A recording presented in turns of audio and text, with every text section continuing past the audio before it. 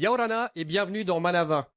Une loi sur l'usage thérapeutique du cannabis a été votée en Polynésie et avec nos invités du jour, nous allons essayer d'en comprendre l'utilité et les différentes retombées. J'accueille sur ce plateau aujourd'hui Karl Hania, qui est président de l'association Tahiti Herb Culture, donc THC. Philippe Emmanuel Dupire, qui est président du Conseil de l'Ordre des pharmaciens. Philippe Catelin, qui est président du syndicat polynésien du chanvre. Et Eita Poumang, qui est patient résilient d'une dégénération de la colonne vertébrale. Messieurs, ravi de vous accueillir sur ce plateau. Philippe Emmanuel, première question toute simple. Qu'est-ce que le cannabis thérapeutique ? Alors, le cannabis, en fait, est une plante avec plusieurs principes actifs. Et l'idée, c'est qu'on puisse l'utiliser dans certaines pathologies ou maladies dans lesquelles il pourrait être utile. C'est un sujet classique, puisque le cannabis a été utilisé en plante ou en extrait pendant des années, des siècles, y compris au niveau de l'époque romaine. Donc, il s'agit simplement de revenir à un usage normal du cannabis et puis de profiter des différents effets de ce médicament. Donc, il peut être utilisé aujourd'hui déjà sous forme de spécialité, donc commercialisé à la fois dans certaines grosses spasticités musculaires, donc des tremblements musculaires, aussi certaines douleurs ou certains problèmes liées à des prises en charge douloureuses, et puis aussi surtout certaines épilepsies rebelles chez l'enfant. D'ailleurs, il y a également un médicament qui est déjà commercialisé. Donc, après le cannabis, selon les pays où il a été utilisé, il y a évidemment différentes possibilités d'usage et des effets très grands, très importants sur différentes pathologies. Quelle est la différence entre le cannabis thérapeutique et le cannabis classique ? Alors, il y a pas réellement de différence. Le cannabis, c'est une plante, hein. Cannabis, en fait, en latin, ça veut dire chanvre. Donc, c'est une plante avec des organes, des sommités florales, des fleurs, une tige, des racines. Et puis, selon l'usage que l'on en fait et les différentes molécules, Ce qu'on va en extraire ? ce qu'on va en extraire, on peut avoir différents effets. Et donc, pour le cannabis dit festif ou récréatif, c'est plutôt le THC, comme on dit, donc qu'on va expliquer un petit peu plus tard. tétrahydrocannabinol, cannabinol qui est utilisé. Et puis, le cannabidiol est plutôt utilisé pour des raisons thérapeutiques, même si les deux sont utilisables, hein. Mais voilà, le CBD, il est plutôt orienté vers un récepteur pharmacologique différent. Je suis désolé d'être compliqué. Mais voilà, il y a 2, 3, 10, même 12 substances différentes avec des orientations différentes. C'est vrai que le THC est plus connu pour ses effets psychogènes, donc plus utilisé en festif, mais il peut tout à fait être utilisé en thérapeutique, aucun souci. On va essayer de développer ça. Karl, parle-nous de ton association THC, donc Tahiti Herb Culture. C'est une association qui a été créée le 5 mars 2013. Le but principal était l'information et l'histoire du chanvre en Polynésie, hein, clairement. Alors nous, on a dépassé un peu ce stade d'information depuis que la France a décidé de mener une expérimentation chez elle, depuis le 26 mars 2021. Et nous, on demande qu'on puisse bénéficier de cette même expérimentation ici déjà, pour que nos patients puissent avoir le même traitement égal. Et ça, c'est pas la première chose, puisque bien avant cela, nous demandions justement que le Sativex ou le Marinol ou l'Epidiolex, des médicaments qui sont déjà fabriqués dans le traitement des pathologies comme l'épilepsie ou la sclérose en plaques. Mais je me rappelle en 2016, par exemple, lorsqu'en France, Marisol Touraine, la ministre de la Santé, avait justement autorisé le Marinol, l'Epidiolex sur le territoire français. Ici, chez nous, politiquement, ça n'a pas été accepté. Ça a été plutôt parce qu'il faut savoir qu'il peut y avoir des décisions liées au pays et d'autres liées à la France. Ils peuvent avoir la possibilité de dire oui ou non. C'est ça, en fait, c'est le cas. Alors, notre association, elle est au devant des demandes de la population. Rien que là, juste avant d'entrer en studio, les coups de téléphone, c'est tous les jours. Donc, en fait, il y a une réelle demande, une réelle attente de la population, mais on doit le faire avec un encadrement bien spécifique, d'ailleurs avec les pharmaciens, les hôpitaux, les médecins et le syndicat avec mon président qui est là. Alors justement, Philippe, parle-nous du syndicat polynésien du chanvre. Explique-nous ce que c'est. Alors c'est une loi, c'est une association de loi 1901, donc qui a été validée par les services du commissariat le 31 décembre 2021. Donc nous avons un statut légal. L'objet principal de notre association, c'est de fédérer tous les acteurs polynésiens qui seraient intéressés de s'investir dans cette nouvelle filière. Donc, divers profils composent maintenant le syndicat. Nous avons des agriculteurs, nous avons des industriels, des pharmaciens, des médecins. On a en fait tous les métiers qui se rapportent au cannabis. Et tous ses membres sont dans l'attente maintenant de pouvoir concrétiser ce projet. Quelle est la différence entre on parle de chanvre et on parle de cannabis? Alors, pour nous, le chanvre, on l'appelle plutôt le cannabis non stupéfiant. Voilà, il faut savoir que, comme disait Philippe Dupire, c'est une plante très complexe avec de divers principes actifs, molécules actives, dont la plus connue est donc le delta-9 tétrahydrocannabinol qui est classé en tant que psychotrope. Voilà, d'où l'explication que la plante de cannabis est classée en tant que stupéfiant. Mais c'est la seule molécule qui est donc classée comme stupéfiant dans la plante. On connaît aussi le cannabidiol, qui est Ce qu'on appelle le CBD. le CBD, qui a des propriétés relaxantes. Voilà, donc c'est une plante très complexe. Ouais. Itapou, parle-nous un petit peu de ton gros problème de santé, dégénération de la colonne. Tu m'as dit que tu étais résilient, donc ça c'est une bonne nouvelle. Et parle-nous un petit peu de ça, quels en sont les symptômes, et ensuite évidemment, qu'est-ce que tu attends de cette loi? Alors, Yorana, alors, comment expliquer ça? J'ai une dégénération de la colonne vertébrale, c'est-à-dire j'ai une discopathie, c'est-à-dire des disques abîmés, avec beaucoup d'arthrose. J'ai au niveau de la cervicale 7, comme une sciatique, le disque est sorti. Au niveau des lombaires, j'ai 3 sciatiques. J'ai une névralgie d'anole et des becs de perroquet. Donc voilà, tout ça fait pas mal de douleurs très vives. Je peux monter jusqu'à 10, oui, ça vient, c'est sûr. J'ai été très longtemps sous morphine. Et au bord du suicide, un jour, j'ai vu un message d'une dame qui s'appelait Karen, qui avait monté un mouvement avec ce papa-là, au Faripoté. Et je me suis intéressé parce que j'ai eu un certain moment, je me suis dit, soit je meurs. Moi, vraiment, Ouais. c'était fini pour moi. Je ne supportais plus. La morphine te tue. Ouais. C'est clair.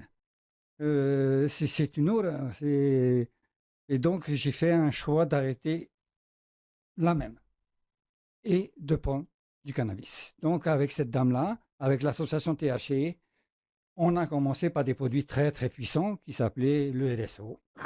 Et là, j'ai commencé à me sevrer. J'ai réussi à me sevrer. Ça a été difficile, très difficile. J'ai eu des moments très, très, très durs. Donc, je consommais énormément de cannabis. Aussi bien je l'avalais que je le fumais. Donc là, l'idée en fait serait que tu puisses avoir accès à des médicaments à base de CBD pour pouvoir Moi, je ne suis alléger plus, tes douleurs. actuellement, je ne suis plus dans le CBD. Je ne suis pas seulement dans le CBD. Pour pouvoir remplacer la morphine, il m'a fallu des taux de THC très forts. Le CBD n'était pas suffisant. Voilà. Là, l'idée de cette loi, elle est bien de pouvoir, donc cette notion de thérapeutique, mais c'est de travailler sur les produits, Philippe Henel, de pouvoir importer ou proposer des produits à base de CBD et Alors, de THC ou oui. uniquement de CBD? Ah non, on peut, au niveau thérapeutique, le THC a toute sa valeur. Hein. D'accord. On est bien d'accord. C'est pour ça que la différence festif et thérapeutique, elle n'existe pas. C'est la même plante. Simplement, les usages qu'on en fait, les doses qu'on utilise et les indications qu'on porte sont dans des régimes différents. Donc, Et donc cette loi permettrait j'essaye d'éclairer Oui. tout le monde, permettrait à Itapou d'avoir accès à des médicaments. On parle de médicaments là? Oui, vraisemblablement. Donc des médicaments Oui. avec du CBD ou du THC et qui lui pourrait le soulager. Tout à fait, ou l'association des deux d'ailleurs, parce que D'accord. c'est aussi possible. Alors il y a deux choses, il y a une version déjà commercialisée, quand c'est industriel, un médicament on l'appelle spécialité pharmaceutique, donc il y a ces spécialités disponibles, ça serait déjà un premier pas, un progrès thérapeutique. Et donc, pareil, pardon, je vais faire chaque fois par étapes, qui ne sont pas disponibles sur le territoire. Qui ne sont pas disponibles sur le territoire, puisqu'en fait, il y a une fermeture complète à l'importation des dérivés du cannabis, sauf expérimentation particulière pour Parce que ça dépend de l'État et non pas du gouvernement. Non, Non, là sur le coup, ça dépend du pays. Ça dépend du pays, Ça dépend du pays. d'accord. Donc en fait, ça dépend des compétences. Hein. Oui. Il y a des compétences réglées par l'État, justice, police, etc. Ouais. Et puis des compétences du pays, et la santé en fait partie. Et l'importation des matières, quelles qu'elles soient, c'est aussi l'affaire de de l'État, du pays, pardon. Bon, ça, je suis pas le seul à me tromper, ça me Non, rassure. non, c'est clair. Ouais, Mais j'essaye d'expliquer, de simplifier parce Oui, que c'est je crois que complexe. le cannabis, c'est quelque chose, c'est une entièreté en fait. D'accord. Et donc, quoi qu'on en fasse, qu'il soit festif ou pas, les gens qui vont avoir du THC en festif pourront aussi peut-être absorber du cannabidiol. Il n'y a pas de souci sur le principe. Ça dépend du dosage et dans quel cadre. Philippe, tu voulais réagir? Oui, je voulais compléter l'information en disant que, comment dire, le droit de la santé publique est une compétence du pays. Hein. C'est bien inscrit à l'article 140 de la loi organique de 2004. Donc, il n'y a pas de doute là-dessus. Là où il y a une, il y a une intervention de l'État, c'est que l'État garde la compétence sur la sûreté publique. C'est ça. Voilà. Donc, nous avons tenu une conférence hier, publique, avec un expert de la question, professeur Yann Biziou, qui nous a bien précisé que la question du cannabis était une question de santé publique et non de sécurité publique. D'ailleurs, la loi de 1970, c'est le droit de la santé publique. Donc très clairement, l'État et le pays doivent trancher et trouver qui doit faire quoi. Ça veut dire que le pays, grâce à la loi organique, a toute la compétence du droit de la santé publique. Donc, ça veut dire prendre une réglementation, adopter une réglementation qui permette justement l'usage médical du cannabis. Car Alors, comment les... c'est vrai qu'au-delà de cette question se pose également la compétence sur les médicaments. Oui. Donc, On va y revenir. Voilà. Karl, comment là, moi j'essaye d'expliquer, mais même là on voit que c'est un peu, on va dire un peu brumeux. On essaye de comprendre tout ça. Comment les personnes qui se tournent vers l'association, qui suivent l'association, comprennent tout ça? Comment la population comprend tout ça? Ben, déjà, elle comprend pas. Les médecins aussi ne comprennent pas. Dernièrement, j'étais à l'hôpital où justement les médecins qui me disent nous on comprend pas pourquoi est-ce que nous on pourrait pas avoir les mêmes pouvoir prescrire ça à nos patients ici parce que ce sont les demandeurs. Donc c'est le médecin aujourd'hui qui se place en position de défendre sa position. Je dis pourquoi est-ce que lui il n'a pas le droit, comme en France, de pouvoir prescrire ça à ses médecins, à ses patients. J'ai lu une étude qui a été faite l'année dernière et qui précisait que c'était 2/3 des médecins ou des pharmaciens qui étaient prêts à prescrire des médicaments à base de CBD Il n'y a ou aucune THC. opposition. Ouais. Il n'y a aucune opposition en clair. C'est juste qu'aujourd'hui, on pense que, en fait, là, Philippe vient de répondre, c'est une question de santé publique. C'est ça. Il faut garder ça à l'esprit. Et puis le débat d'aujourd'hui, il est bien là. On parle de santé publique pour les personnes. Et ensuite se suit la sécurité publique. C'est eux qui s'adaptent à ça. Donc aujourd'hui, nous, on demande justement, on demande par le biais de l'association de répondre à l'attente de ces malades. C'est ça qui est aujourd'hui. Aujourd'hui, j'ai le soutien de beaucoup de médecins parce qu'en fait, ils veulent aussi apporter cette sécurité dans un cadre légal. Par exemple, au Etapou, pareil, quand on parle du THC, il y a une limite légale. Au-dessus de 0,3%, on parle d'un médicament. Et là, il est hors de question, même pour moi, que ça soit entre les mains de n'importe qui. Il faut que ça soit bien. Oui, bien l'idée, encadré. clairement, c'est pas de distribuer n'importe Bien quoi, sûr. n'importe Non, mais qui. c'est- C'est pas du bien tout le sûr. propos. C'est très facile. En fait, depuis la nuit des temps, tout le monde sait que les principes actifs sont soit médicaments, soit poison. La différence, c'est la dose. C'est- Vous c'est avez un dosage. exemple que C'est ça. tout le monde connaît, c'est la mélatonine. Dès qu'elle est au-dessus d'1,9, elle devient médicament. Quand elle est en dessous d'1,9, elle est disponible pour tout le monde. C'est un complément alimentaire. Donc c'est vraiment la dose qui va générer l'effet toxique. Et sur des produits aussi actifs que le THC, parce que c'est une molécule active, très active, il faut être méfiant. Donc bon, on peut citer quelques effets indésirables hein, si vous le souhaitez, mais il est connu, y compris de l'association, les hyperémèses aux Exactement. cannabinoïdes, par exemple, sont des choses qui arrivent sur des usages festifs non contrôlés, avec un surdosage en THC, et les gens arrivent aux urgences de l'hôpital en règle générale, pas ici, mais en métropole, avec un syndrome de vomissement incoercible, et puis une espèce de propension à faire des douches chaudes pour Exact. se calmer. Donc c'est très anxiogène, c'est l'effet contraire de ce qu'on attend du cannabis habituellement. Toute cette notion, c'est le dosage. C'est ça. Bien sûr. Quelle est la position de l'ordre des pharmaciens sur ce point, on va dire, sur la mise en place de médicaments à base de CBD ou de THC? Nous, on y est très favorable, il n'y a aucun souci. À partir du moment où c'est un médicament, on est là pour le sécuriser et le mettre à disposition de la population. Et en particulier, je le rappelais avec Karl, il y a 3 grosses indications admises en France métropolitaine qui pourraient très vite se mettre en place en pays française. C'est donc les épilepsies rebelles. Hein, on a quelques cas ici en pays française. On a effectivement l'accompagnement palliatif ou pseudo-palliatif sur un certain nombre de douleurs qui peuvent être accompagnées avec du THC en plus des médicaments normaux ou sans les médicaments normaux. Et puis derrière ça, on a effectivement la sclérose en plaques et les contractions musculaires qu'on appelle spasticité. Alors, une fois que ces médicaments, on est dans un monde merveilleux pour ceux qui le voudraient et qu'ils soient autorisés, est-ce que justement l'association ou le syndicat que tu représentes serait à même de produire le produit principal pour en faire des médicaments? Tout à fait. C'est l'objectif de l'association, c'est de pouvoir produire cette matière première pour justement devenir beaucoup plus autonome, je veux dire, sur les importations de médicaments. On est conscient que si on légalisait l'usage médical du médicament demain, nous n'avons pas les médicaments. Ces médicaments ne sont pas disponibles localement. Ça veut dire que donc on serait prêt à planter du chanvre. Alors est-ce que planter du chanvre, ça demande, je sais pas, plus d'eau que d'autres? Moi là pour le coup, l'agronomie c'est pas ma spécialité, mais est-ce que ça demande plus d'eau, plus de produits, plus de... Est-ce que la plantation de chanvre pourrait nuire à l'équilibre écologique en Polynésie? Non, pas du tout, parce que c'est une culture contrôlée déjà. Il n'y a aucun risque. Non, il y a des normes de qualité de production. On va contrôler qu'il n'y ait pas de polluants, de pesticides. Donc voilà, tout ça c'est assez élémentaire. Hein. Mais le but, dans la chronologie, nous souhaitons que les patients puissent bénéficier de ces médicaments le plus rapidement possible, parce que c'est une doléance depuis 3 ans. Donc ça passera par de l'importation de médicaments. Et dans un second temps, il faut que nous, en termes de filière locale, nous puissions prendre le relais. Voilà, je disais... On a les capacités de produire des médicaments en Polynésie? Bien sûr. Alors, oui, non. Enfin, voilà, tu vois, c'est pour ça que... Philippe dit bien sûr, évidemment qu'on peut. Mais avec les normes... Alors c'est très différent. C'est pour ça que tout de suite j'ai mis le débat sur les spécialités industrielles. Donc l'industrie pharmaceutique n'est pas présente en Polynésie française, et quand on fait une spécialité, c'est assez complexe.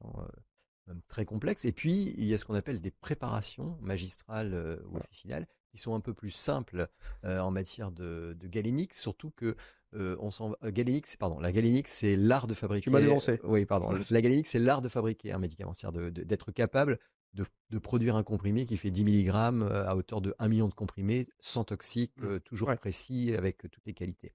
Donc ça, c'est pas si simple que ça. Là, ce qu'on cherche à développer, enfin Philippe, tu m'arrêtes si je me trompe, mais ce sont des préparations magistrales à partir de matières brutes. Donc, ça serait des huiles, ce genre de choses. Voilà. Et donc, on est plus proche de formulations donc galéniques, pour le coup, qui serait plus simple à gérer. Bon, il n'empêche que ça reste du médicament, parce que le médicament, il faut le voir comme défini par la loi. C'est-à-dire que dès qu'on dit que ça a un effet thérapeutique, par la loi, ça devient un médicament.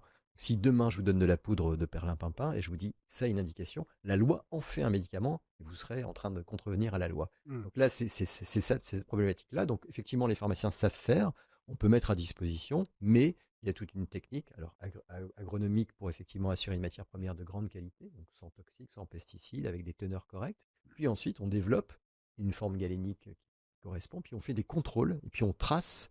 Et puis on prouve l'efficacité du médicament. Donc ça veut dire que très clairement, il y a un travail. Au départ, il y a un gros travail puisqu'il va falloir importer des produits puisqu'on n'a pas la capacité technique de les produire localement, et ensuite monter l'industrie qui permettra de les produire. C'est ça. Donc sur une échelle de temps, ça va pas se faire en 6 mois. En un ou 2 ans, ce serait possible. Il ne faut pas se poser de mauvaises questions. Il faut se tourner vers ce qui se fait en France. L'ANSM mène une expérimentation. Elle a retenu 3 formes médicamenteuses, la fleur brute, en vaporisation, en huile ou en gélule, à différents dosages, dominant THC, dominant CBD, à ration équilibrée. Donc, ce n'est pas très compliqué pour nous de refaire les mêmes médicaments. Et je tiens à préciser que dans le cadre de l'expérimentation, ces médicaments à base de cannabis ne bénéficient pas d'une autorisation de mise sur le marché. Voilà.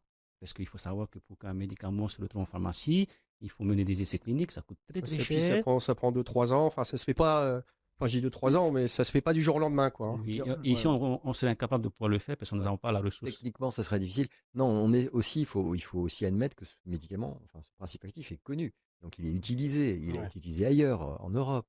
Donc on n'est pas obligé de refaire toute la dynamique d'un médicament. Oui, il y a déjà tout un parcours qui est maîtrisé. Et donc là, on irait effectivement sur... c'est pour ça que le médicament est complexe. Il y a des médicaments avec AMM, commercialisés ou presque, et puis des médicaments sans AMM, qui sont des formes galéniques qu'on appelle préparation magistrale ou préparation finale. Donc on pourrait travailler sur ça. Karl, est-ce que tu as eu l'occasion en dehors de la... Pardon, Itapou, je te prie de m'excuser que j'ai inversé. Itapou, est-ce que tu as eu l'occasion en dehors de la Polynésie de tester des médicaments J'ai pas eu cette chance. La fois que j'ai commandé du crumble CBD produit en France, il a été détruit par la douane d'ici. Oui, parce qu'il est encore classé et ainsi de suite. C'est très bizarre. Donc tu n'as pas eu l'occasion d'essayer encore. C'est quand même très bizarre de commander un produit en France et que ça soit détruit ici. Ah oui, mais ça, c'est pas le rôle de Manavac d'en parler, hein, je vous l'ai dit. Mais l'idée, c'était. Alors, est-ce que tu as Karl, cette fois-ci, Oui. est-ce que tu as des personnes qui ont essayé en dehors de la Polynésie différents médicaments et qui en constatent les bienfaits? Tu sais, aujourd'hui, l'usage du cannabis, il n'est pas nouveau. Il y a beaucoup de la population qui l'ont utilisé. Ils ont été en voyage aux États-Unis, en France. Ils ont ramené leurs produits dans les valises. Donc, j'ai pas découvert un usage qui était nouveau. Donc, aujourd'hui, il y en a beaucoup qui le font. Maintenant, en fait, ce qu'il faut savoir, c'est que quand les personnes n'ont plus rien, c'est l'association. Elles se tournent vers l'association justement pour en demander. La plupart du temps, elles veulent se rapprocher des produits qu'elles ont déjà utilisés dans les grands pays. Tu vois. Justement, nous, on veut que cette réforme-là, pas plus tard qu'avant-hier, des agences de voyage qui m'appellent pour me demander parce que leurs clients arrivent avec leurs médicaments, est-ce qu'ils Ouais. passeront? Moi, je leur ai dit, écoutez, je ne peux pas répondre, mais en principe, on devrait, tu vois, la morale voudrait que tu les laisses passer parce qu'ils se soignent avec. Quoi. C'est pas un trafic. Et tout. Ouais, mais Mais entre on la a eu, morale et la loi, oui, là, c'est pas et une après, émission qu'il faut faire, c'est des heures et oui, des heures. et on a eu un cas concret où un Américain s'est fait juger au tribunal de propriété parce qu'il avait avec lui une huile de CBD. Donc voilà, aujourd'hui, comment on fait? Il faut répondre à cette attente, déjà localement, et maintenant, ceux qui arrivent. Donc j'imagine que ça doit être inclus aussi dans le texte de loi et ça doit être pris en compte. C'était inclus dans la loi du Tapura qui est contestée aujourd'hui, puisque c'est un point très important. On se refuse à tout un marché touristique. Tous les pays qui nous entourent ont légalisé l'usage du médical, du cannabis, les États-Unis, le Canada. Et ces personnes ne peuvent plus venir chez nous parce qu'ils ne peuvent pas se médicamenter à base de cannabis. Donc ils vont à Hawaï, ils vont chez nos voisins. Et c'est bien dommage. Question qui revient assez fréquemment, Philippe Emmanuel, et tu dois t'en douter, c'est l'utilisation du cannabis thérapeutique peut-il inciter à la consommation de cannabis classique? Ah, c'est tout un Pareil, on contexte. pourrait faire plusieurs heures dessus, Oui, mais en faisant les recherches, j'ai vu que c'était une question qui était assez récurrente.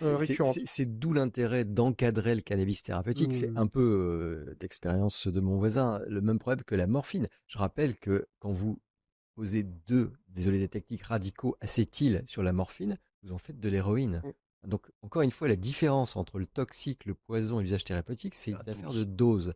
Et donc, et puis d'effets secondaires et d'effets indésirables. C'est aussi pour ça que c'est encadré, pour pas que n'importe qui fasse n'importe quoi. Si vous encadrez la prise en charge de ce médicament comme vous le faites pour la morphine, en gérant les possibles effets indésirables qui sont l'addiction, eh bien, vous allez arriver à maîtriser. Et donc, il faut très vite, chaque fois qu'on le peut, traiter une douleur avec tel médicament. La plupart des médicaments antidouleurs, d'ailleurs, génèrent des addictions, hein, puisque, encore une fois, la codéine que tout le monde connaît, puisque il y a du paracétamol codéiné, c'est l'éthylmorphine, la codéine. On est très près, en fait.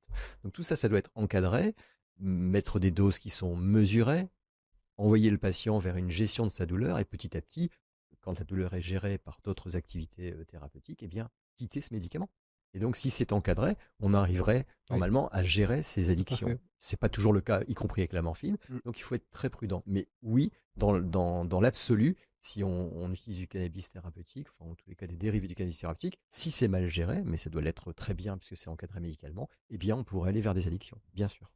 Les différents pays qui ont, Karl, les différents pays qui ont autorisé l'utilisation du cannabis thérapeutique ont ensuite passé le cap en l'autorisant en cannabis récréatif. Est-ce que c'est l'objectif de l'association? On dit que tout le monde est passé par là. Hein. Le plus grand exemple, c'est la Californie. Ils sont passés au thérapeutique médical en 96 pour passer au récréatif en 2016. Bon, 2016, je ne sais plus, 10 ans ou 20 ans plus tard. Tu vois. On a dit que c'est le meilleur moyen, enfin, c'est la façon la plus douce de faire passer les choses, quoi, de passer d'abord. Mais comme on le rappelle, c'est une question de santé publique, que ce soit récréatif ou thérapeutique ou médical, c'est une question de sécurité et de santé publique. Même pour ceux qui sont dans le récréatif, comme on dit, c'est des histoires de doses. Donc on ne peut pas s'amuser à avoir des fleurs avec des taux non contrôlés. Donc c'est également une question de santé publique, bien sûr. J'aimerais souligner un point, c'est que dans l'usage du cannabis, bien sûr, en médical, on va surtout parler d'un usage curatif. Voilà. Le THC, la principale propriété du THC, c'est un analgésique. Il va venir soulager une douleur. Alors que dans une consommation adulte, je veux dire, je ne parle pas des mineurs, parce que nous sommes farouchement opposés à cette consommation en faveur des mineurs, mais pour des adultes, ça peut être aussi une consommation préventive. Au même titre qu'un verre de vin, vous passez une journée très stressante, vous avez besoin de décompresser, et bien vous allez vapoter du THC, et puis vous êtes de bonne humeur et vous allez faire plaisir à votre femme, je ne sais pas. Mais voilà. Mais il n'y a pas de mort derrière. Je dis, il y a des substances beaucoup plus graves que le cannabis. Donc il faut arrêter Ce que disait Philippe Emmanuel, tout est encore une question de dosage, mais après, on sait tous que tout le monde n'est pas sérieux, tout le monde ne fait pas spécialement attention, donc j'imagine que ça ne doit pas être très facile que de prendre une décision dans ce sens-là. Dernière question pour Aïtapou. Très clairement, quand tu l'utilises, tu te sens mieux, tu n'as plus toutes tes douleurs. Exactement, tout à fait. Et ça m'amène la paix. Ça me permet de la supporter, cette douleur, en fin de compte. Alors, on vit avec, hélas, Voilà, on vit avec, mais c'est de nouveau vivable par rapport à ce que tu nous as dit en début d'émission. Ça permet de baisser de la douleur de 4 degrés ou 5 degrés pratiquement. Ah oui. Au moins, oui. Si j'ai des douleurs qui sont à 10, j'arrive grâce au cannabis, à être à 5 pendant 2 heures.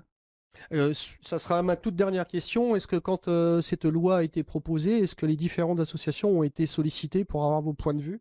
Évidemment, alors j'imagine que lors des pharmaciens, il y a de grandes chances qu'on vous ait sollicité, j'espère Oui, en tout cas. On a été même invité au CESC, Hein y compris lors des médecins et des pharmaciens. On avait le même discours, c'est-à-dire un accès aux patients pour des raisons thérapeutiques. Et effectivement, le cas de mon voisin est clair et net, c'est-à-dire qu'il a une douleur qui est chronique, qui est visiblement peu curable ou pas curable, et donc il faut l'accompagner. Il faut apaiser aussi Il cette faut douleur. apaiser cette douleur, c'est évident, il faut l'accompagner. Il faut aussi faire un bilan global, hein, on a eu le temps de s'en parler, et voir un petit peu si le THC peut être accompagné par d'autres thérapeutiques, pas forcément médicamenteuses. Donc, tout ça, c'est un contexte global, et le THC peut amener effectivement une prise en charge différente.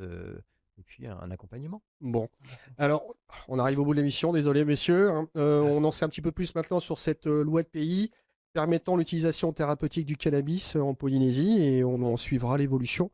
Merci à vous quatre d'avoir accepté notre invitation. Merci. Cette émission sera en replay sur le site de TNTV. Bonne fin de journée avec TNTV.